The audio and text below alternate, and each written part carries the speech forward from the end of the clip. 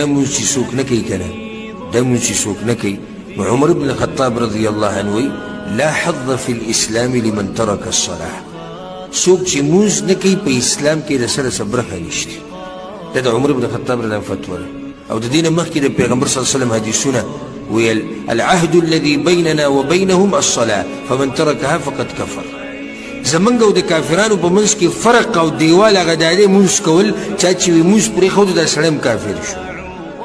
دومره ګټه مسله ده، وړه مسله نه ده. ګورئ تاسو دا پرې شتي چې کوم سړی همیشه مونځونه نه کوي او دی مړ شو نو علماو د ده په باره کې څه فتوا ورکړې ده. داسې معمولي خبره نه ده. ګورئ کوم سړی چې همیشه مونځ پرېږدي او نه یې کوي دا د ده طریقه ده او دی مړ شو نو په ده باندې به جنازه نه کوي، دی به لمبې نه، دی به کفن کې نه، دی به د مسلمانانو په مقبره کې نه خښې او د ده دپاره به د بخاني دعاګانې نه غواړي. څه معمولي خبره ده؟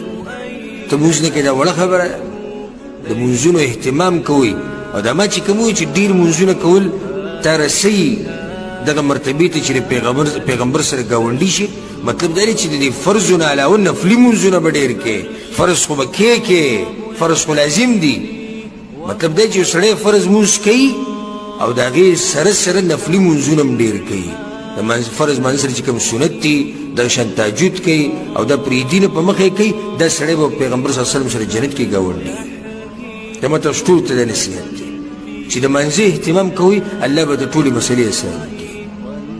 خو دا مه کوئ چې سحر په 5 بجې بانګ وایي او تا پسې په 4 بجې ګاډی راځي او ټیکهدار راځي او کار له ځي او هغه مونځ پرېږدي ځکه چې دا 5 بجې دی.